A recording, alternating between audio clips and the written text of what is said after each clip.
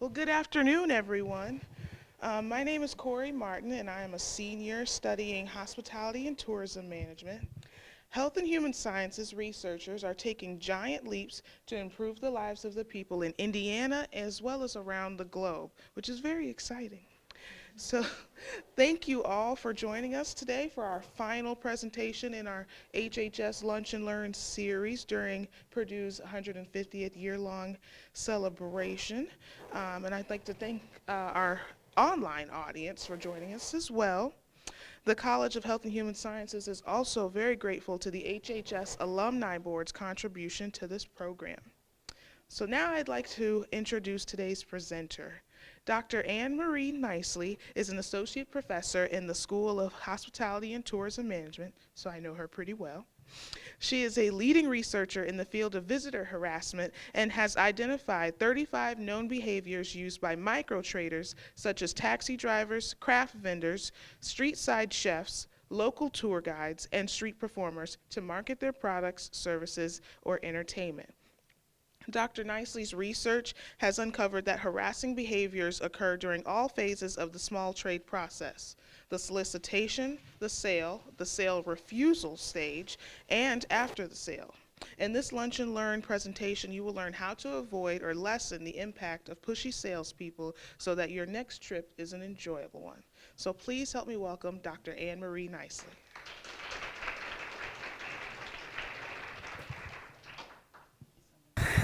Thank you so much. Happy to be here. Thank you so much for inviting me, all the organizers, for this, I call it what, lecture series, Learn and Lunch. So today I'm going to be talking about visitor harassment. That's my main area of research. My general area of research is learning and performance. So looking at behavioral issues in hospitality businesses, but also in tourism communities. So today, I'll be talking about how to avoid pushy salespeople during your next visit. This particular topic really came out of an article that was published in Purdue News. We were asked to give our advice based on our research areas on persons who are actually traveling abroad. And I gave a couple of pointers to the traveling public when going to destinations, especially destinations known for visitor harassment. So today I'm going to be talking about a couple of things, one of which is the study that led to those little bits of advice that were given earlier on in 2018, okay?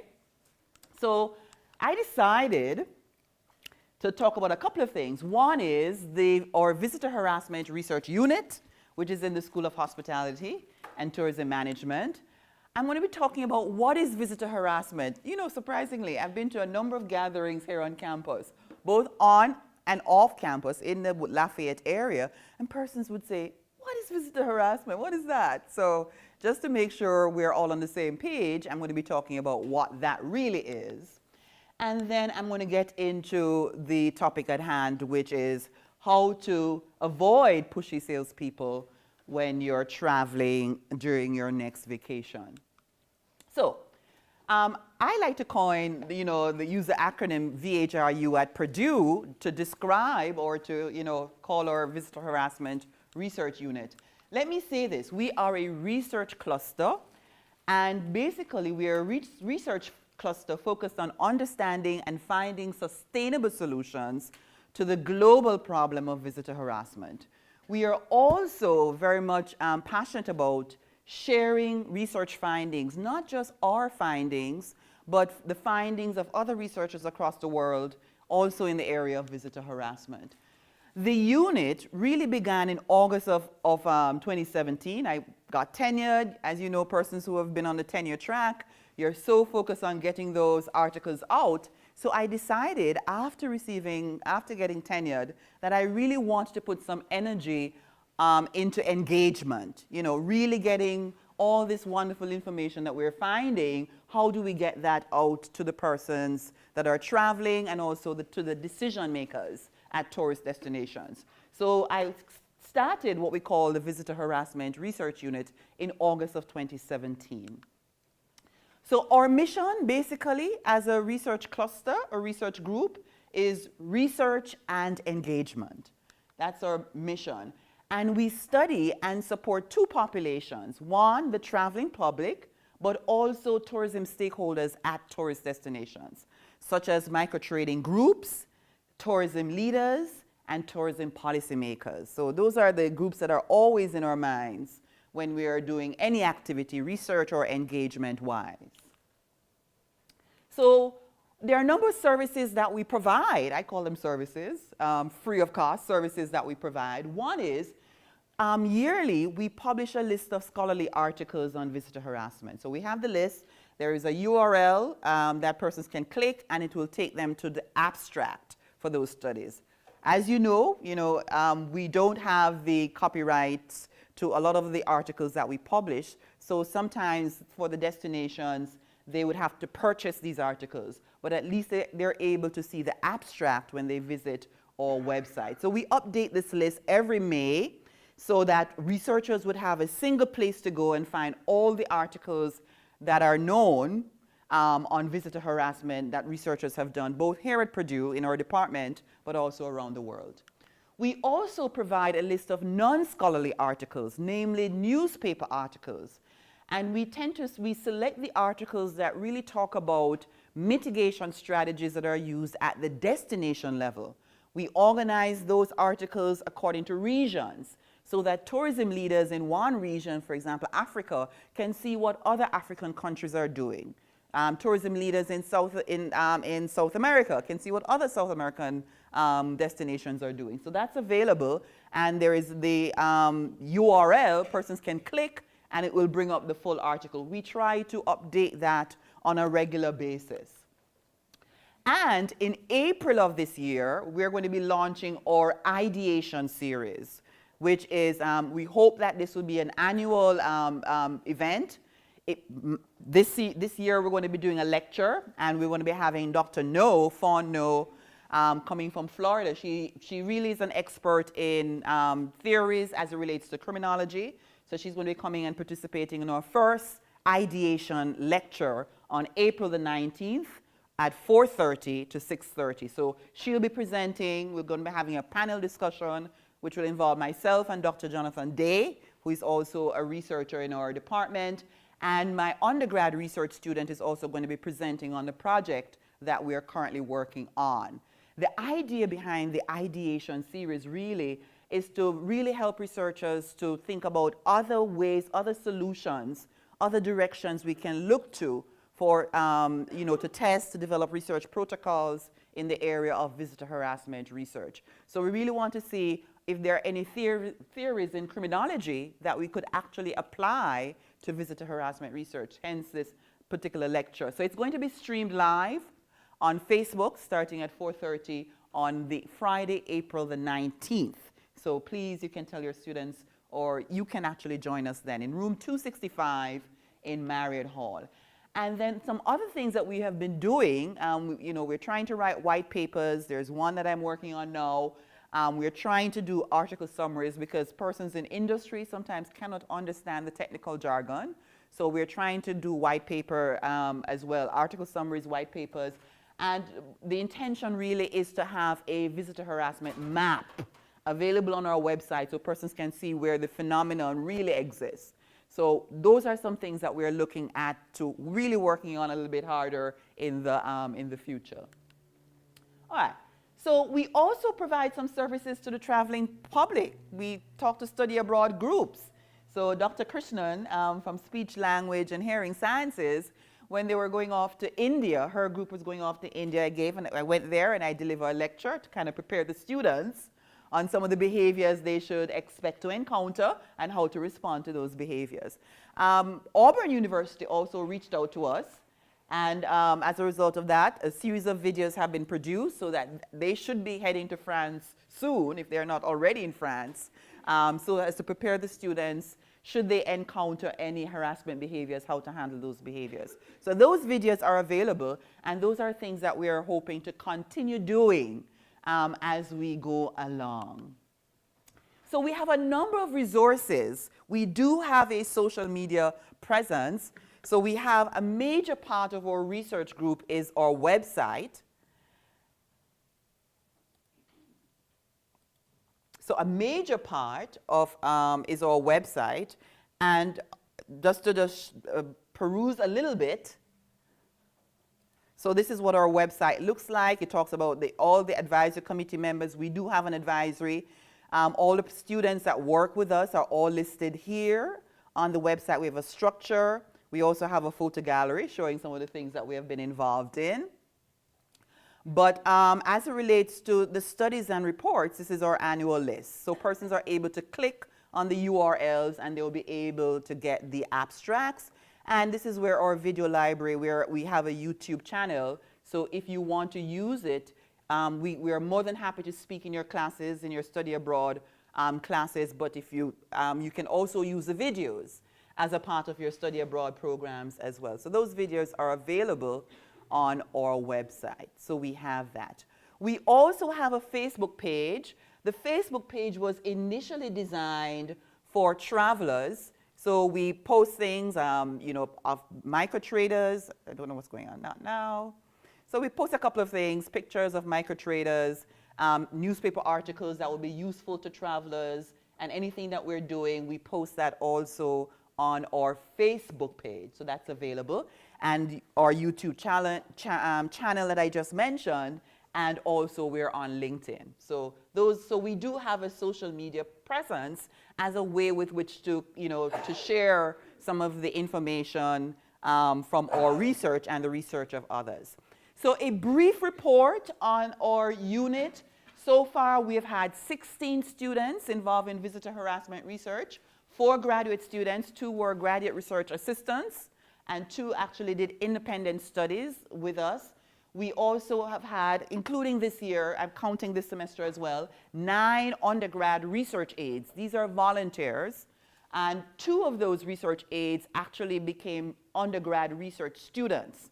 So students can register for 3 credits under HTM 312 doing visitor harassment research, and we have had 5 such students so far, including in that 5 is my student who is with me, not in the room now, but working with me this semester.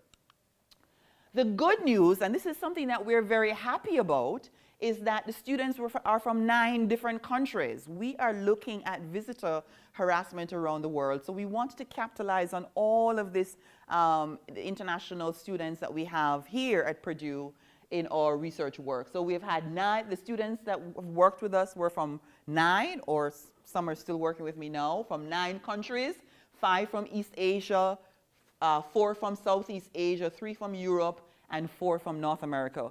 What I would love to see is to have persons from the Middle East joining us, students, and also persons from Africa joining us. Really, that would be excellent for us. And we also have our advisory committee, and these persons are also have various backgrounds, diverse backgrounds. We have Dr. No, who is a criminologist. She's coming in April. We have Dr. Kellyanne Dixon Hamill, who is a Purdue grad, got her PhD in statistics here, and she's at the University of the West Indies in Jamaica. And we also have Dr. Pratt, who is from the University of South Pacific in Fiji, and his research area is in sustainable tourism. So we really try to mix up our teams, have a diverse group of persons to really help us in trying to figure out what are some of the causes of visitor harassment and what would be plausible solutions to that particular problem. So the question now becomes, what is visitor harassment? So visitor harassment, simply defined, is an unwanted or undesired behavior toward a visitor by one or more persons at a destination. Now, there are a couple of facts about visitor harassment that you must bear in mind. One, it occurs in the developed world as well as in the developing world, which is very important to note. It is one of the least researched areas in tourism today. Our last count, we have identified about 37 journal articles published on the topic. And the good news is that our school, in the School of Hospitality and Tourism Management, right here in the College of Health and Human Sciences, right here at Purdue University, is the leading researcher when it comes to visitor harassment research. We have the most publications on the topic. As far as I know, we are the only knowledge repository when it comes to visitor harassment research and visitor harassment data and information. So we are the leading unit for visitor harassment research, both nationally and internationally. So there are different types of visitor harassment. Visitors sometimes experience institutional harassment, such as harassment by police officers and immigration officers. Visitors sometimes experience sexual harassment. We've heard of numerous reports of female travelers being harassed by males at the destination. We also have harassment by beggars, and the most common type of harassment visitors experience is trader harassment, such as by local microtraders. Now, even though we reflect in our listing of journals all the research on visitor harassment, whether it's institutional, whether it's sexual, whether it's beggar, we focus in our unit, we tend to focus more on trader harassment. Reason? It is the most common type. And we think it's important for us, in order for us to really understand this phenomenon, that we focus on a particular type of harassment. So we focus mainly on harassment by microtraders. But this doesn't mean that if a graduate student comes to me and say, oh, I want to work on sexual harassment at tourist destinations, you know, that type of visitor harassment, we will be more than happy to work with that particular student. Now, so trader harassment in particular is an unwanted or undesired selling behavior directed toward a visitor by a microtrader at a destination. And when we speak of microtraders, we identified from our research that there's at least 16 different types of microtraders working at tourist destinations around the world. I'm not going to go through all 16, but just to give an example so you know the type of persons we're talking about. One type is your craft traders or your craft vendors. Another type are your food vendors or your small food shop operators. And another type is your street performers or your street artists. There are 16 types. Those are just 3 types that I'm highlighting. Now, there are different types of visitor harassment behaviors, over 35, approximately 35 different ways that we have discovered thanks to my undergrad students. We have been combing through the TripAdvisor postings and coding them and analyzing them. And thus far, we have been able to identify 35 distinct ways visitors are harassed by microtraders. We won't go through the 35 in this hour. So I just want to mention 3. One is sometimes microtraders would trail the visitor. They'll walk beside the visitor. Sometimes they'll follow them behind. Or sometimes the visitor will just notice that the microtrader is popping up at different locations where the visitor is actually visiting. Another one is refusing to take no for an answer. So the more the visitors say, no, thank you, I'm okay, no, thank you, the microtrader just keeps on, persisting. So that's another type of trader harassment that we have discovered from our research thus far. The other type is beckoning or calling to the visitor. And this is another type. And sometimes it can be a group of microtraders say, come, take a look. Come and look at what I have for sale. So it can be a group, it can be single. But as I said, there are over 30 different ways microtraders harass visitors around the world. So the reason why you're here, how to avoid pushy salespeople during your next vacation? This topic, as I was indicating before, came out of a Purdue News article that was published on April the 30th, 2018. It was written by Joseph Paul. And basically, when I was being interviewed by Joseph, I focused our discussion on if a visitor wants to have a memorable experience and visitor harassment is a problem at that destination, what are some things that they should do just to ensure that their vacation is not ruined? And that's, in essence, that led to those 5 suggestions as to how to deal with visitor harassment when a visitor encounters this at a tourist destination. So, and let me say this was based on a pilot study. The points I shared with Joseph was based on a pilot study that we did with my undergrad student who she went on to Ball State, Carla Gabby Morrison. And we're going to be publishing this as a book chapter. We're going through the editing process now. So I'm publishing that with my undergrad research student.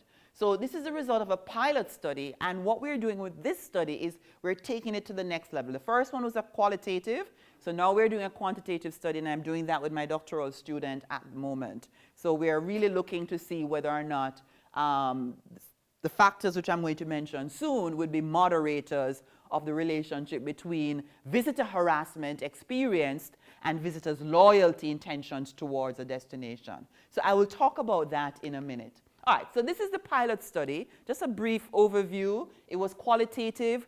We had done a survey. The survey had a number of open-ended questions. And when I read the responses to the survey, something just kind of clicked in my mind. Because let me say this. One, we don't have a lot of persons doing visitor harassment research. There were a few studies that looked at visitor harassment and visitors' loyalty intentions. When we speak of loyalty intentions, what we're talking about is their intention to return to the destination, their intention to recommend the destination to others, and their intention to support microtraders in the future. And what was puzzling to me is that different research was coming up with different findings. Some persons will find, one study out of Turkey found negative loyalty intentions with visitor harassment, which is expected. If someone is being harassed at a destination, it is least likely that they would want to recommend the destination or return to the destination. So that was sort of expected. But there are other studies that are popping up that is showing that people still want to go to the destination and still want to recommend the destination even though they experienced visitor harassment. So I was wondering, what is different in these countries? What is different? Why we're getting these inconsistent results? So I went to these surveys that we had collected for another project, and I decided to pull from that those persons who experienced harassment but indicated that they would be loyal to the destination. What are the reasons that cause them to want to return to that destination, recommend that destination to others, and support the microtraders? And we identified a number of factors. As I said, we'll be testing that even further. So we had 130 survey respondents. These are persons who had indicated that they had experienced visitor harassment but would be loyal to the destination despite their visitor harassment experience. So of those 130, 54% approximately, they were female. Most were international visitors, 70.8%, 26.2% were domestic, and only 2.3% diaspora visitors. Most were from North America and East Asia, and there is a plausible reason. The survey started here at Purdue, and hence why the sample looked that way.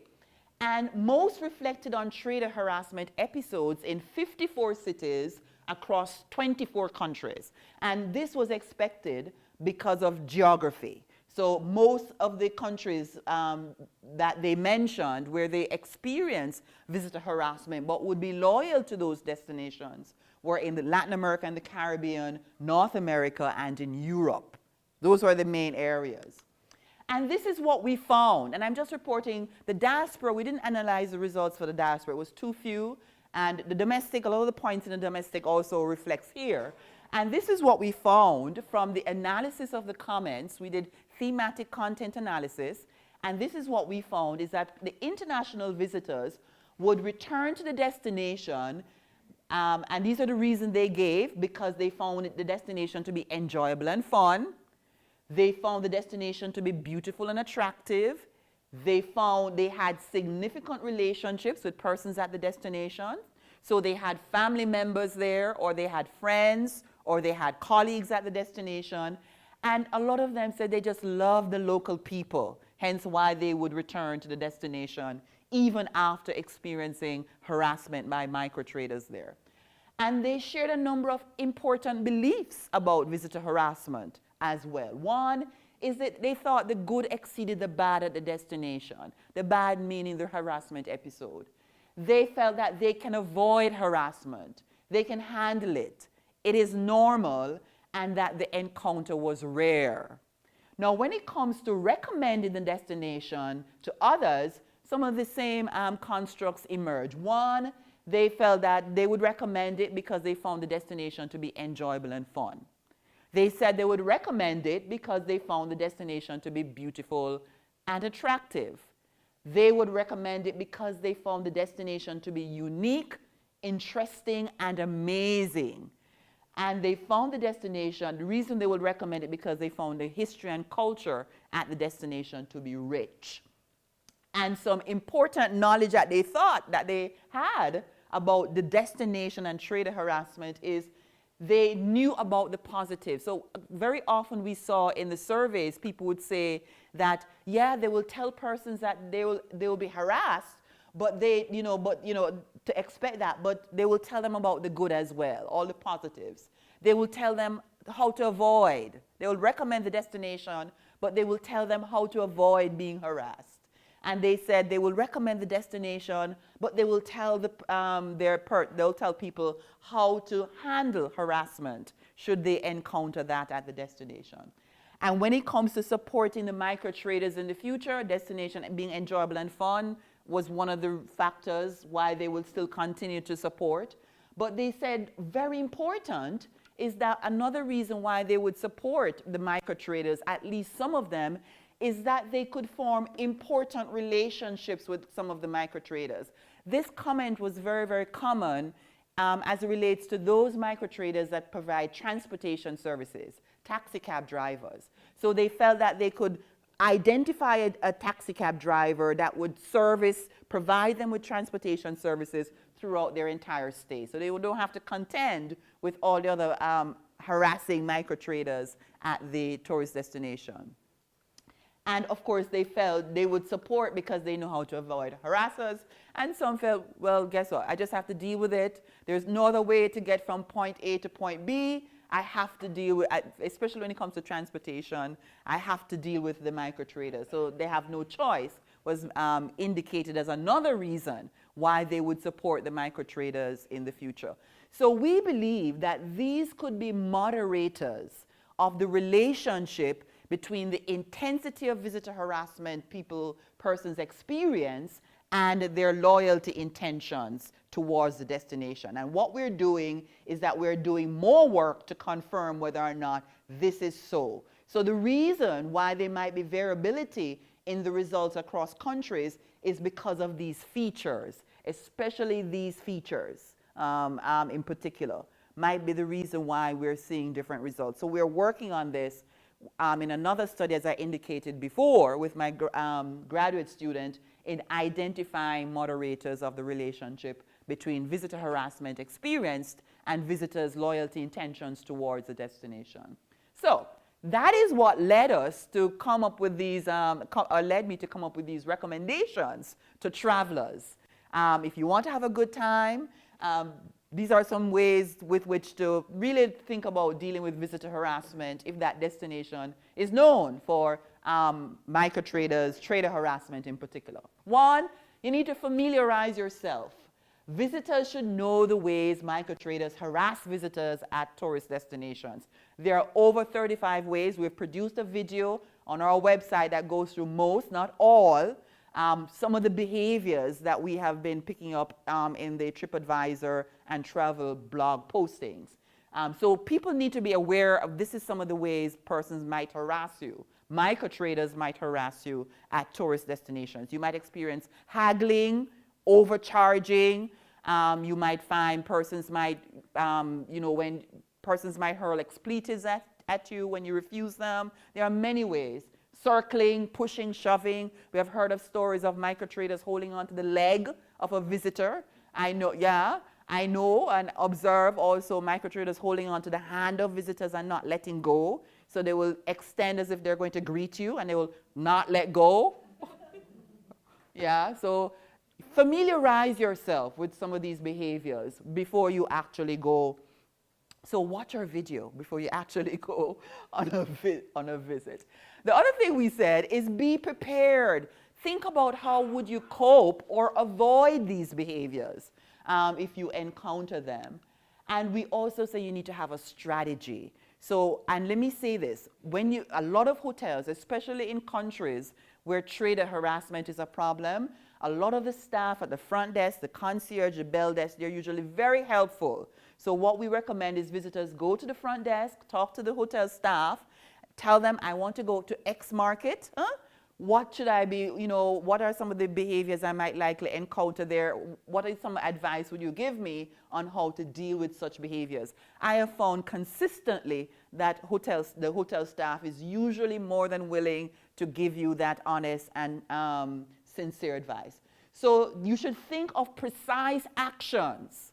If this market is known for certain behaviors, you should think ahead of precise actions you would take if this should happen. If someone should trail you, what would you do if that occurs while you're at the destination? We say be empathetic. One of the things we have discovered, other researchers have discovered, we're also doing some more work on this too, and I've discovered that in previous visitor harassment research, there are a number of reasons why microtraders harass visitors. Some of it is historical. Some of it is actually, if you want to say, a backlash of, let me put it another way, sometimes there are instances where the microtraders' ancestors were done wrong by the visitors' ancestors. And that is being manifested in the behaviors that we're seeing being displayed between the microtrader and persons. And sometimes people might assume you might be from a particular country. You might not necessarily be, but that is some of the one reason that might be fueling some of these negative behaviors when microtraders are interacting with visitors. Some of it is economic. Microtraders are simply not earning enough to feed their families. That's one reason. Some of it is social. There are some microtraders that live in deplorable conditions. And imagine, you come to enjoy all that is good in my community, and I am not able to afford to do so. And what you're experiencing is a backlash of that occurring at the destination. Some of it is cultural. Haggling, for example, is normal in some cultures, but for some visitors, they find that to be, they're uncomfortable with it when that occurs at the destination. And we believe, and we're doing some more work on this, that some of it could be environmental, climatic conditions. And we're doing more work in that area to really confirm whether or not this could indeed be so. So be empathetic. Not all microtraders are there to be crooks, but there are a number of factors. There are some, yes, we won't deny, but there are a variety of factors that cause negative interactions between microtraders and visitors at tourist destinations. So focus on the positive. Visitor harassment occurs all over the world. Focus on the positive. You pay that money already for the airfare. You pay that money for the hotel. A lot of these destinations where visitor harassment is a problem have a lot of exciting things happening. Don't allow yourselves, and this is one of the things we say, don't allow yourselves to have a bad vacation because of visitor harassment. Seek out those experiences and take full advantage of them and not allow visitor harassment to ruin your stay at that particular destination. So that's it. Thank you so much for listening. I think at this point we might take some questions if you have any.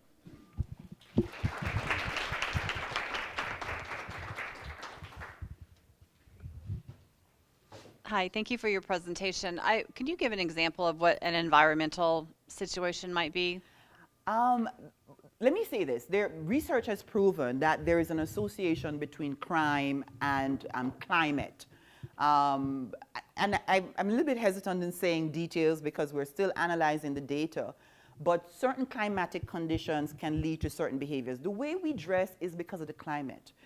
How fast we walk can be affected by the climate. The houses we live in, so the way we interact in spaces can be due to weather. Temperature, whether it be hot or cold, or whether it be comfortable. So we believe, for more preliminary data. We had a set of data that I worked on with a grad student who left, and I need to pick that back up again, that there might be some association between climatic conditions and the way persons interact in spaces.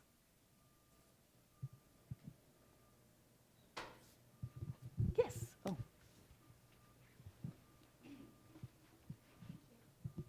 You talked a little bit about sort of the individual economic factors for perhaps a vendor, partaking in these particular behaviors. But I'm curious at more of like a systems level, whether you've looked at different characteristics of this harassment happening in terms of whether countries, how much money is brought in from tourism in different countries, if there's any relationship at all in terms of that. Does that make sense? In terms of how much money is brought in?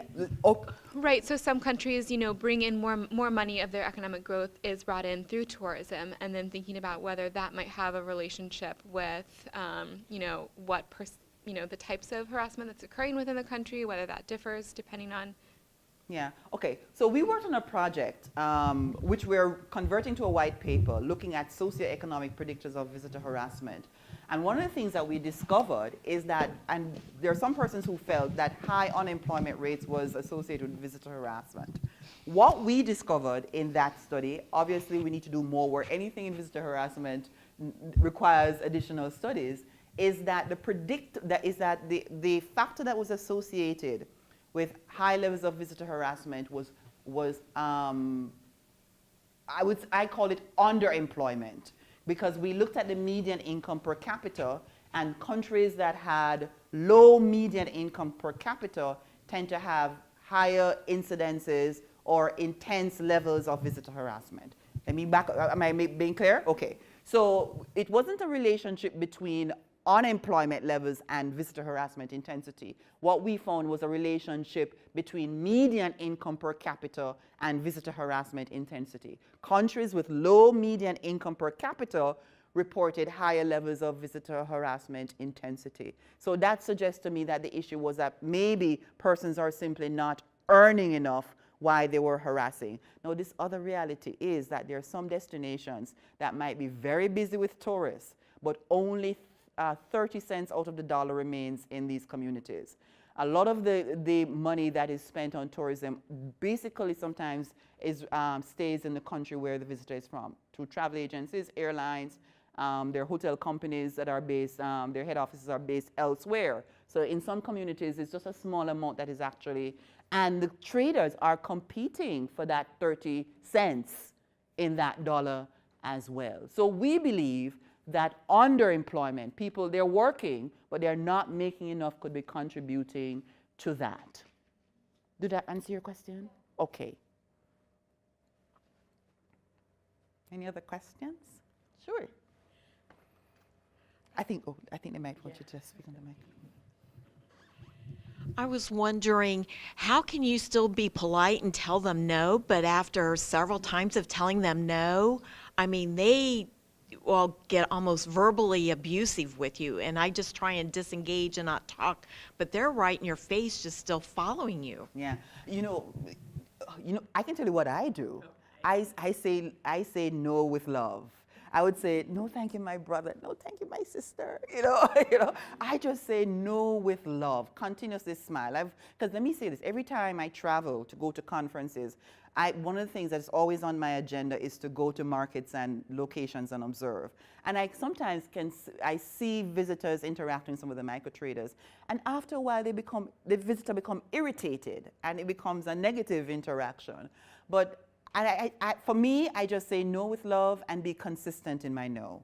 Say, no thank you, keep on walking, no thank you, my brother, no thank you, my sister, So that's how I deal with it very often. What I've tried, because I want to respect them. They're trying to earn a living, but it's not a good or something that I want, but they just keep pushing and getting in your face, and it's like, do you have any other suggestions then of how to break free? I mean, after a while, it's like I just want to walk away. And if it is not pleasant for you, just leave and and seek other experiences. Some of these, as I was saying in my presentation, a lot of these destinations have so many fabulous things Yeah. going on. So if it is really not, if it is not pleasant, if you feel unsafe, very, very Right. important. If you feel unsafe, I think you should leave that area and get some suggestions as to other things that you could try. Yeah. Okay, thank you. I have a question regarding the economic impact of this, and especially the tourism industry or the state in a particular country. They might take this, the results of this research and start harassing these local traders. Do you provide recommendation of how to actually educate the local traders and this and this and that, remedies for doing that? Yeah, we did a study a few years ago, myself, a grad student, and 2 faculty members, where we looked at, we created a model. We combed through the behavior modification theory.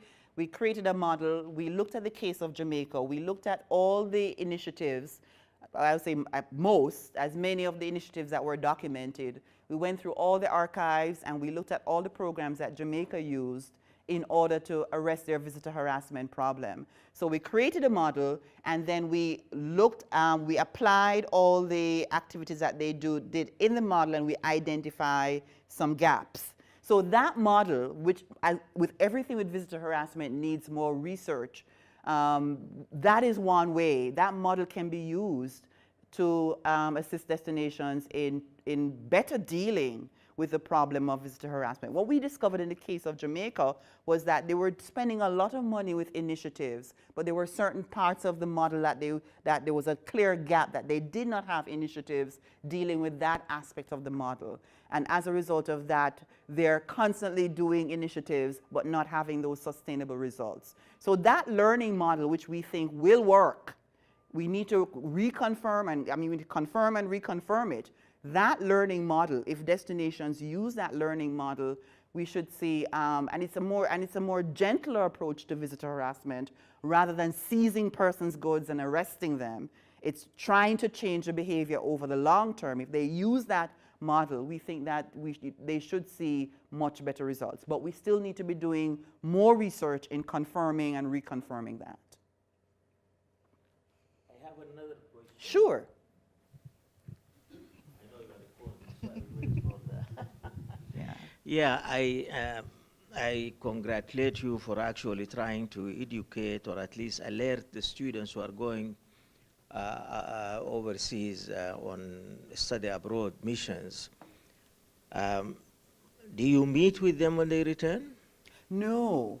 We have had an offer, just at time didn't allow, but no, we don't. Definitely something I would love to do. Yeah, to see their preparation, and then maybe when they go there, how they dealt with it, what kind of harassment they have.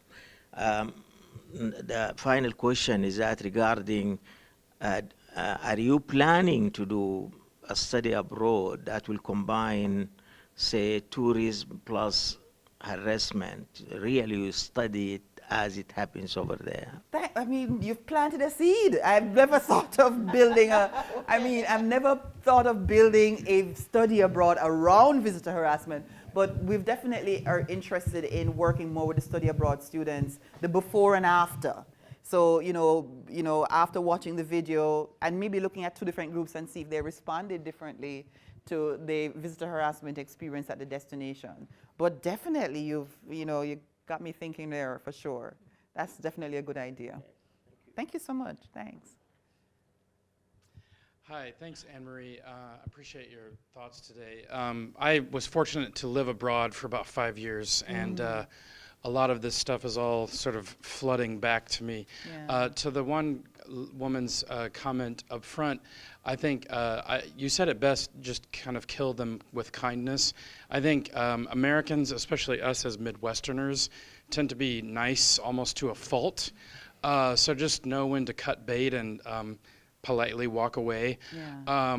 I would say my other advice after I was in Ireland for 5 years, is just, it's hard to do when you're traveling, but just try to blend in as much as possible. Yes. I think Americans have a tendency to be sort of loud and obnoxious, not necessarily by any like ill will, but you know, if you blend in a little bit more, I think that is helpful to try to avoid any sort of clash that you might. And finally, just be very respectful. It was always disheartening to see other Americans, and I'm just hiding my face, trying not to pretend not to be an American, because it's just, you know, comments like, why do they talk that way, or why do they do this that way? It's like, well, you're traveling. You should have an open mind, and just be respectful of inserting yourself into somebody's culture. So, Yes. but thank you yes, today. Yes. Thank you so much. Yeah. So some good points there, for sure. Some good points there. Any other questions?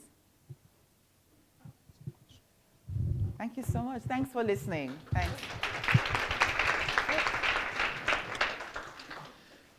Dr. Nicely, I had a question. Sure. Kind of going off of his point. Would you say that it's the cultural differences and like language barriers, is that like one of the main factors that causes like visitor harassment?